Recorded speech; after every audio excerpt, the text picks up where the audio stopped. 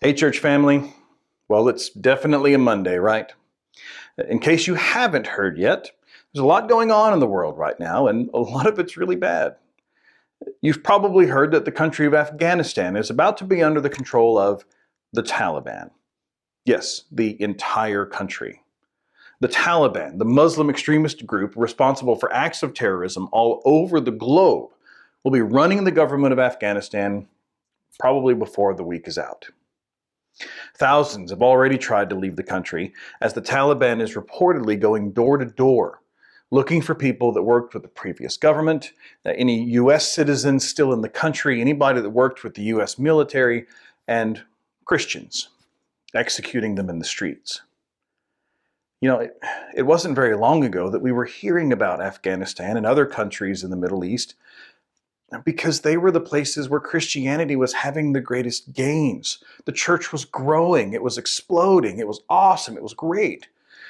And there are many missionaries still in the country working to help people leave however they can and support the massive number of new Christians, young in the faith, whose faith is already being put to the ultimate test.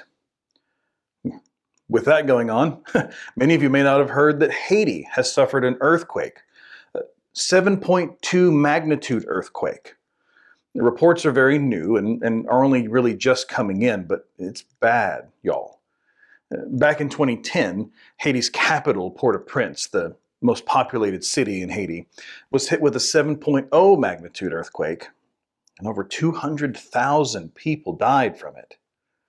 It's not a very big country, y'all. Oh, and COVID is still a thing. I know.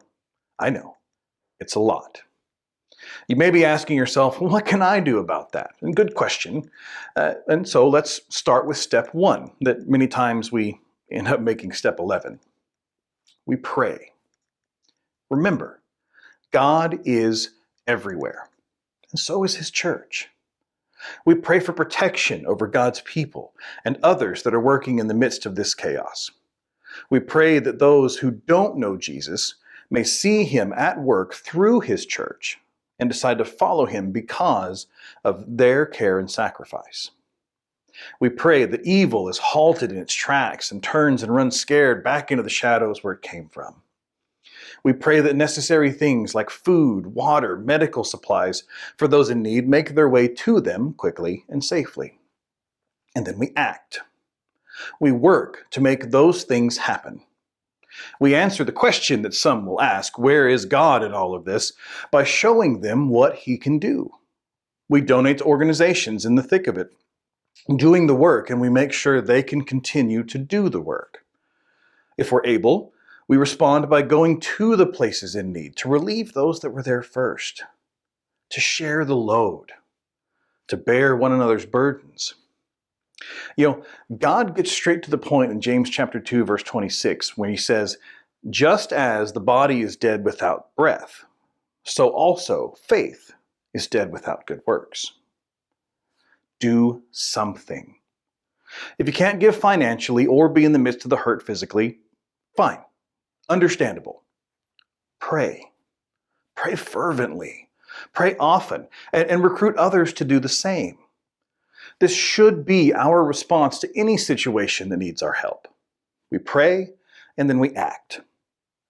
I pray today that the world will see God's church move in mighty ways.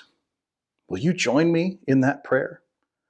And let us each then respond to the crises in whatever way that we can, inviting others and recruiting others along the way as we go. And may God bless us as we go.